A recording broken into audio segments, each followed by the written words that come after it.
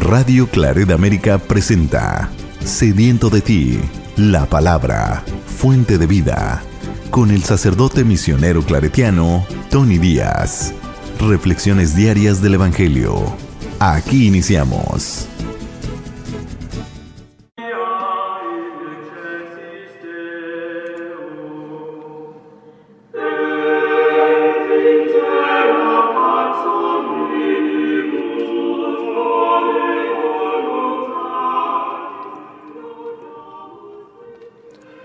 Bienvenidos, hermanos, a nuestras reflexiones bíblicas de las lecturas del día. Hoy es martes de la 22ª semana del tiempo ordinario.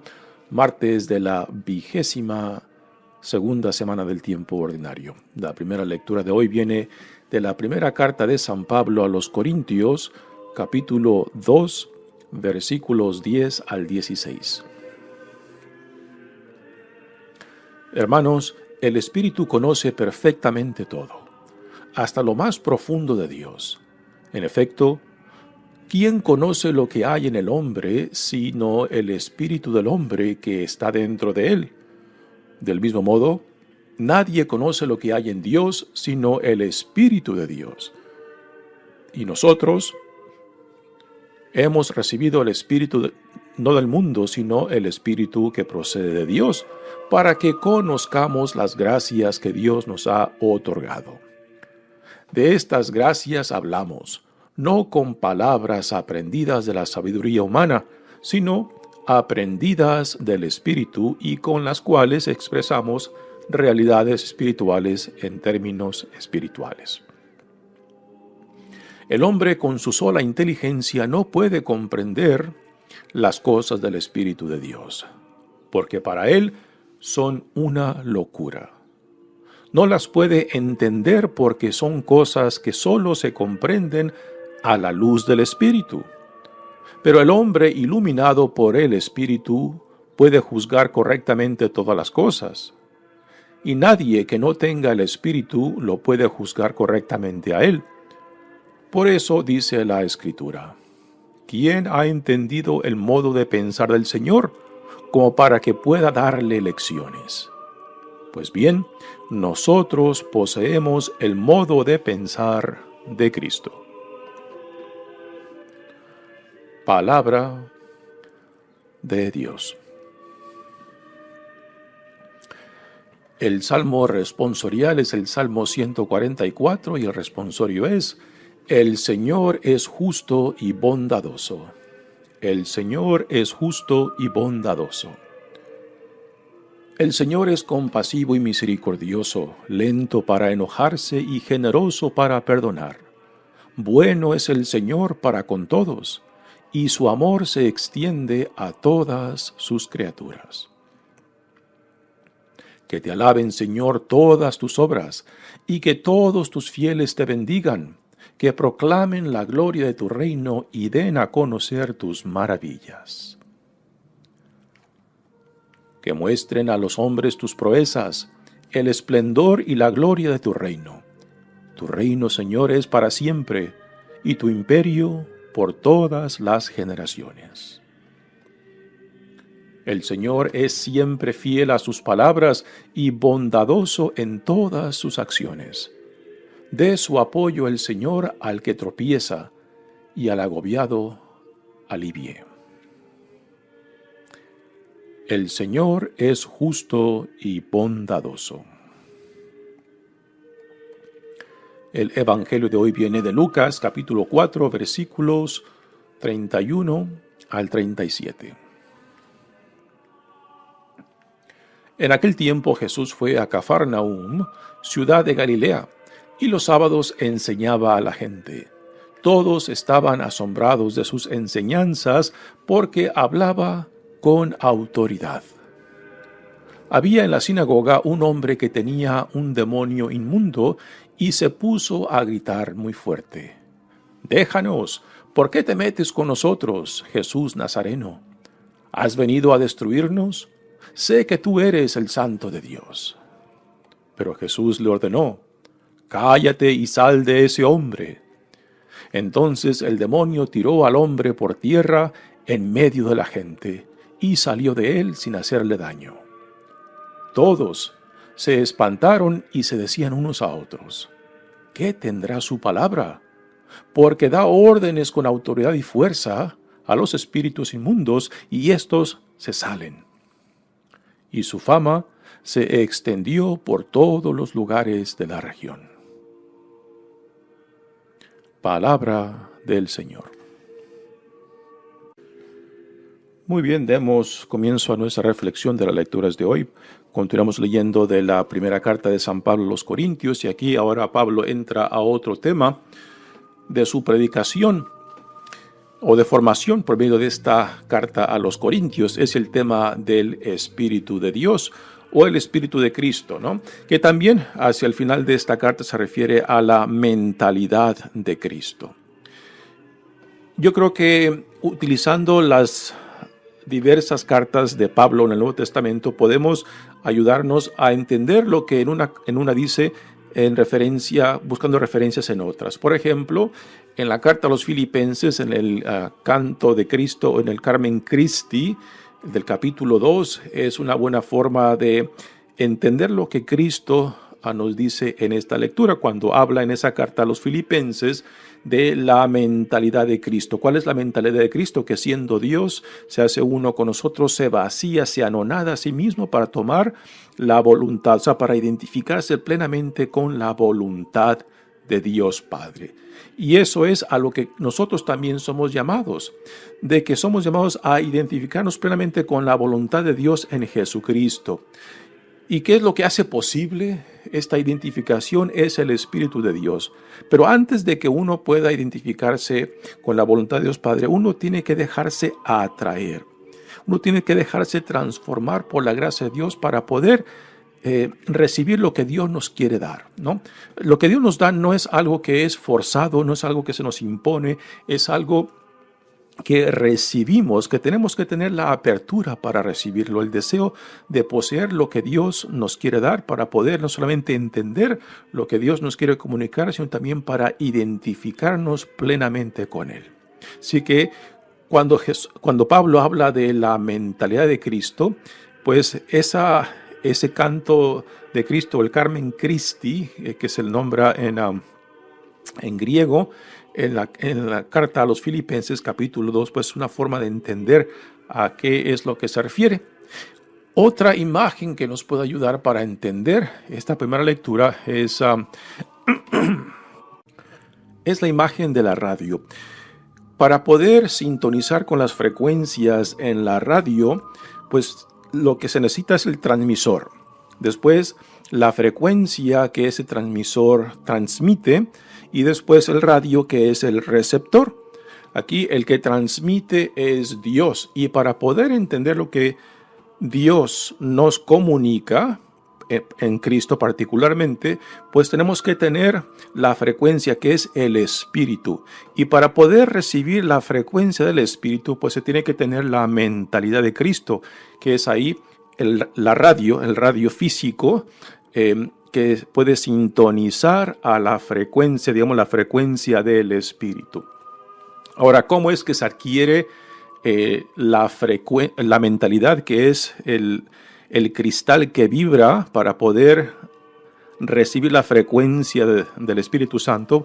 Pues es ahí donde a cada uno de nosotros tenemos que dejarnos atraer por Dios, dejarnos transformar, tenemos que dejar que Dios haga en nosotros, haga y deshaga lo que Dios tiene que hacer en nosotros para poder ser a lo que Dios nos llama, hijos e hijas amados de Dios, ciudadanos del reino que Dios en Jesucristo ha inaugurado. Entonces, esto es la mentalidad.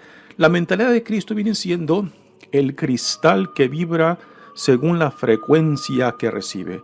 En todos los radios para poder recibir las diferentes frecuencias en las cuales se transmite, existen cristales que vibran a diferentes frecuencias, que son las frecuencias que existen en la radio, AM o FM, ¿no? Entonces, esos cristales vienen siendo la mentalidad de Cristo que todos somos llamados a adoptar para poder entender, para poder percibir lo que Dios nos comunica por medio del Espíritu Santo, ¿no? Para mí es una imagen que me ayuda. El que transmite, o sea, el transmisor es Dios. La frecuencia por la cual Dios transmite es el Espíritu Santo. El cristal o la mentalidad que nos ayuda para poder recibir la transmisión de Dios en el Espíritu Santo. Entonces ahí está la mentalidad de Cristo que somos llamados a adoptar. Y es esto a lo que Pablo se refiere cuando habla del Espíritu Santo y que todo lo que comparte viene por obra del Espíritu Santo, que es el Espíritu de Dios, lo que Él les comunica, porque es precisamente lo que Él mismo ha recibido. Así que Pablo no transmite, no comunica nada que Él mismo no ha recibido. En esto se puede entender claramente porque es precisamente lo que Jesucristo en los evangelios está haciendo.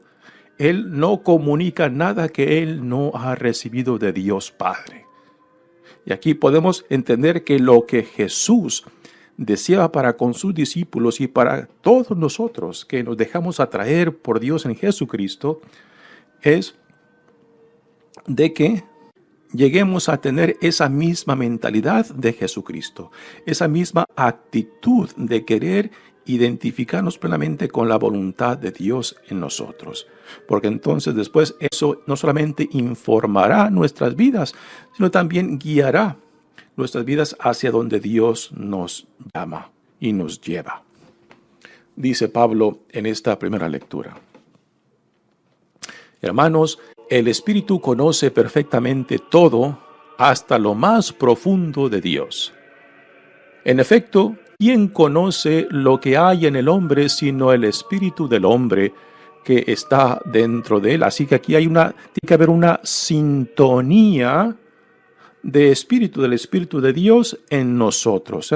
Por eso para mí la imagen de la radio, o sea, cuando tú quieres conectar o recibir según la estación de radio que tú quieras escuchar, pues entonces tienes que buscar el cristal que sintonice con la frecuencia de esa estación.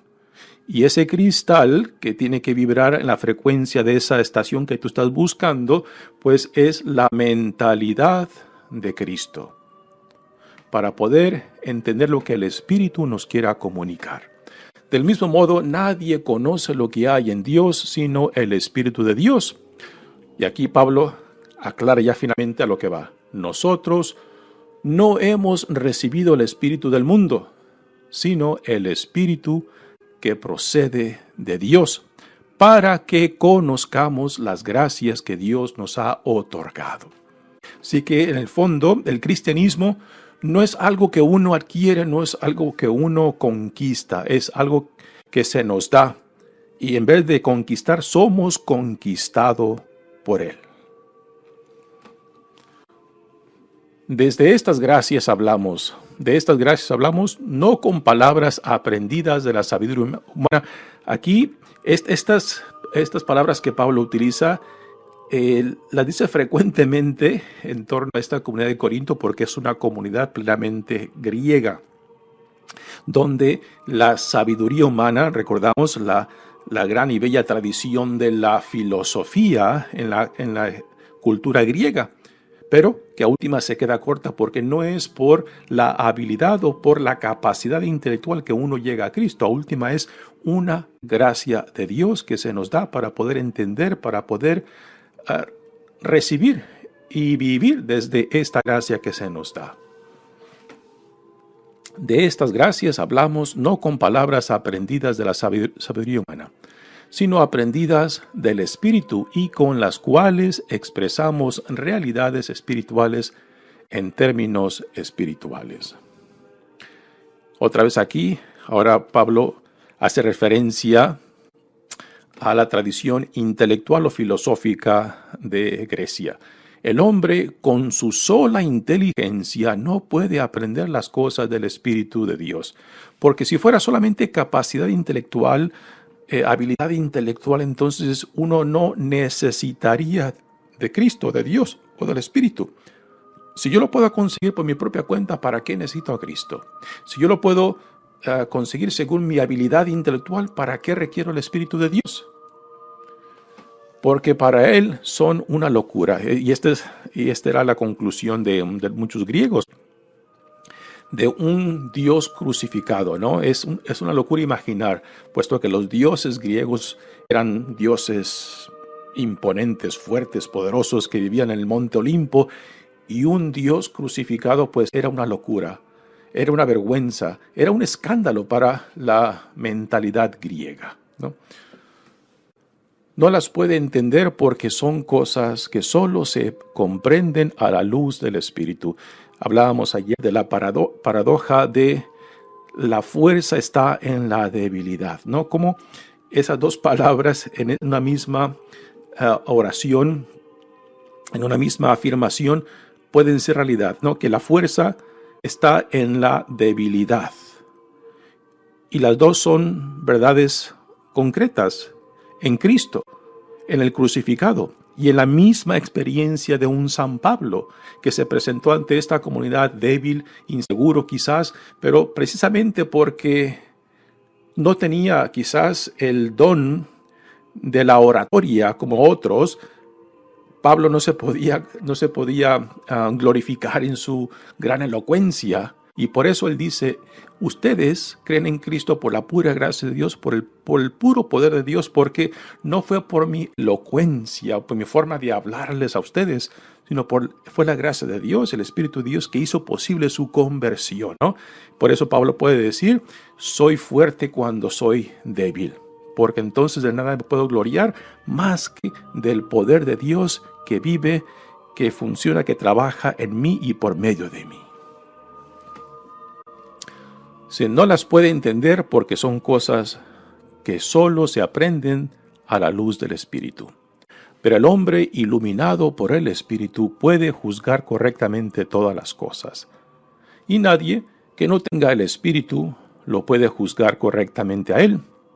Por eso dice la Escritura: ¿quién ha entendido el modo de pensar del Señor como para que pueda darle lecciones? Pues bien, nosotros poseemos el modo de pensar de Cristo. Aquí es donde entra esta idea de la mentalidad de Cristo, la mente de Cristo, que para mí me ayuda a entender a lo que Pablo se refiere según lo que él escribió en la carta a los Filipenses, en el capítulo 2 de esa bella carta, ¿no?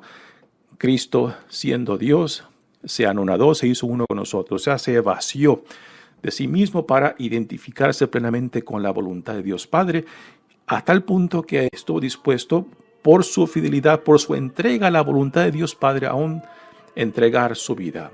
Por eso Dios lo resucitó y le dio el nombre por encima de todo nombre, ¿ya? Para que toda persona, al escuchar su nombre, cayera de rodillas, ¿no? Ese es el bello cántico que Pablo cita en esa bella carta a los Filipenses. Y esa es la mentalidad de Cristo que él describe y que también a nosotros hoy en día nos ayuda para entender a qué hace referencia en esta carta.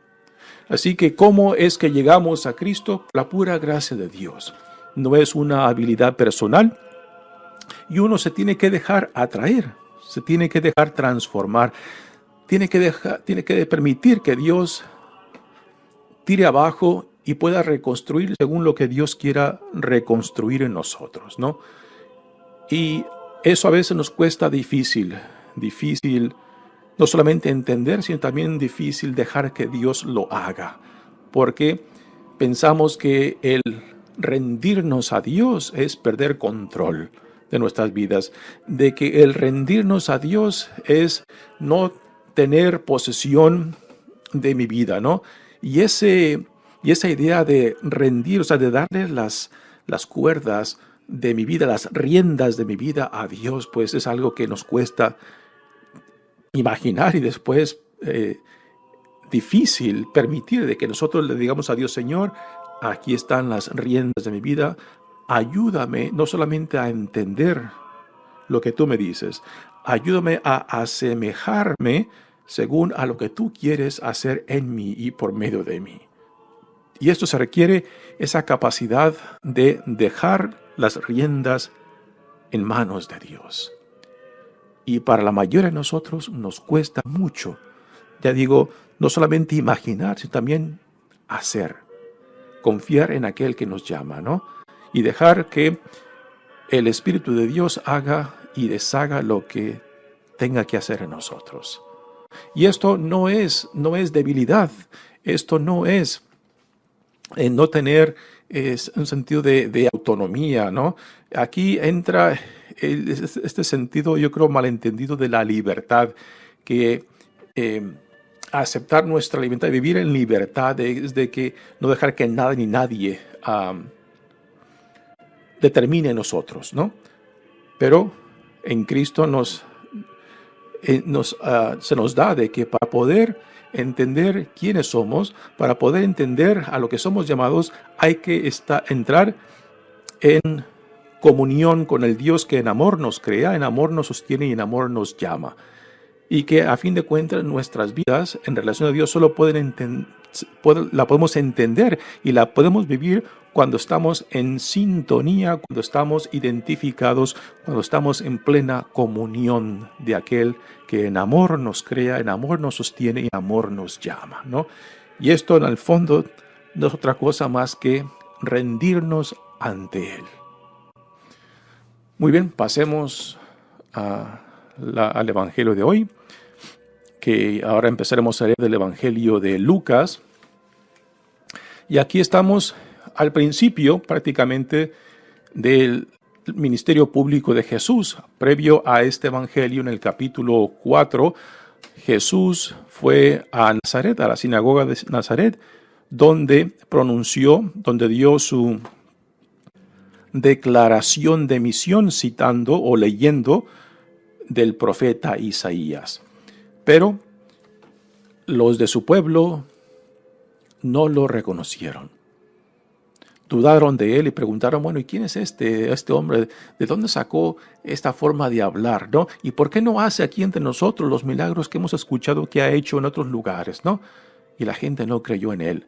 Y Jesús se marcha tristemente de su pueblo porque su pueblo no lo aceptó, no lo escuchó, no lo reconoció. Así que después de esa escena en Nazaret, Jesús se va a Cafarnaúm y se establece ahí en Cafarnaúm, que convierte el pueblo de Cafarnaúm en su base de donde va y viene en su caminar por la región de Galilea. Y es ahí en Cafarnaúm donde también viven Pedro y Andrés. Y es muy probable que la casa de Pedro y Andrés fue la casa donde Jesús se instaló y donde iba y venía en sus viajes misioneros o de evangelización por la región de Galilea. La otra posibilidad es también de que en Cafarnaúm viviera Mateo, que es el recolector de impuestos que también Jesús llamó para que fuese uno de sus apóstoles. Y quizás también ahí en Cafarnaúm, porque se habla de una casa, a veces los evangelios no mencionan de qué casa está hablando, ¿no? Quizás la de Mateo también pudo haber sido en la casa donde Jesús se instalaba cuando se encontraba en Cafarnaúm. Dice el Evangelio de hoy: en aquel tiempo Jesús fue a Cafarnaúm, ciudad de Galilea, y los sábados enseñaba a la gente. Todos estaban asombrados de sus enseñanzas porque hablaba con autoridad. Nótese que donde quiera que Jesús va, a los primeros lugares que va es a las sinagogas. ¿Por qué a las sinagogas? Porque Jesús sabe que ahí en la sinagoga tiene ya una audiencia dispuesta a escucharlo. Jesús es un judío y él es enviado primero a las ovejas descarriadas de Israel. Y por eso él va a las sinagogas, porque en las sinagogas ya tiene una audiencia disponible a que lo escuchen. Él, siendo judío, pues al visitar las diferentes sinagogas en los diferentes pueblos donde él visita, ya la sinagoga lo recibe como un hombre judío y lo invita ya sea a leer de la lectura que están compartiendo y de compartir alguna otra reflexión o comentario. Así que Jesús sabe aprovechar, como también lo hizo a San Pablo en sus misiones de evangelización. A donde quiera que iba, primero se iba a las sinagogas, porque los sábados ya había una audiencia de hombres judíos ahí dispuestos para escucharlo. Y Pablo, también siendo un fariseo, pues también lo iban a invitar para, ya sea para leer o para dar un comentario. Así que ya tenía una audiencia dispuesta para que lo escucharan a él. Así que eso es simplemente aprovechar lo que el sistema de sinagogas le ofrecía tanto a Jesús como a un San Pablo. Y aquí en Cafarnaúm, dice el evangelista Lucas, todos estaban asombrados de sus enseñanzas porque hablaba con autoridad.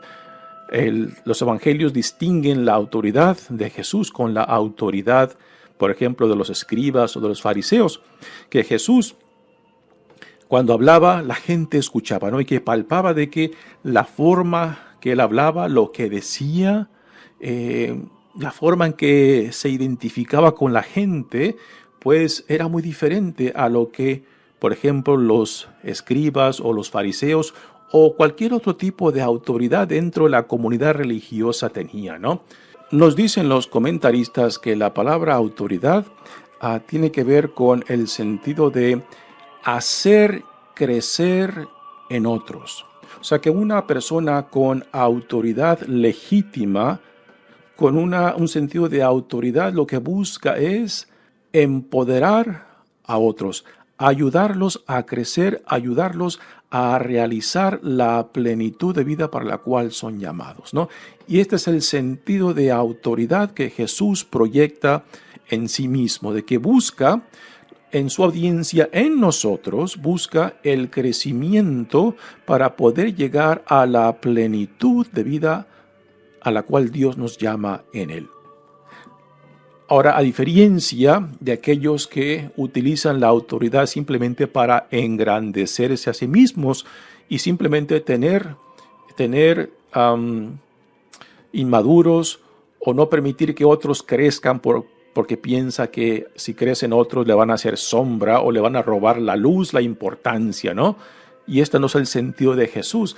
La autoridad genuina, la autoridad legítima, siempre busca el crecimiento, la maduración. Es empoderar a otros para que crezcan a la plenitud de vida para la cual Dios nos ha creado, ¿no? Y este es el sentido de autoridad que tenemos aquí en Jesucristo.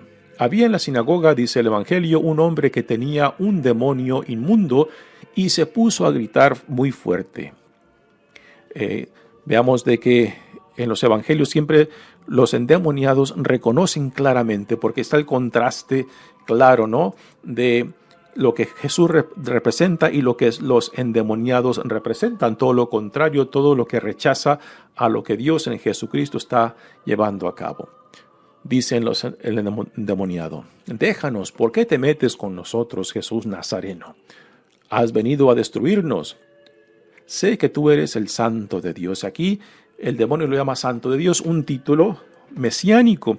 Y era la creencia en aquel entonces que el conocer el espíritu o el nombre de alguien es tener poder de ese alguien. Por ejemplo, entre los judíos no se atrevían a utilizar el nombre de Dios porque eso significaba pretender que tú conocías a Dios. ¿Y cómo vas a conocerlo? Por eso alguien que viera o tuviera una experiencia directa con Dios pensaba que no viviría, porque es incapaz de que un ser humano pues vea a Dios directamente y pueda continuar viviendo. La misma idea está aquí, de que el conocer el nombre de Dios implicaba conocer a Dios mismo. Por eso los judíos tenían diferentes nombres para llamarle a Dios. Entre ellos el Señor, Adonai, y no usaban el nombre de Yahvé o Jehová como en otras traducciones utiliza, ¿no? Y por eso no se atrevían. Por eso, por ejemplo, en el Evangelio de Mateos, en vez de decir el reino de Dios, dice el reino de los cielos, porque aún utilizar el nombre de Dios implicaba eso, conocimiento de Dios. Así que el espíritu inmundo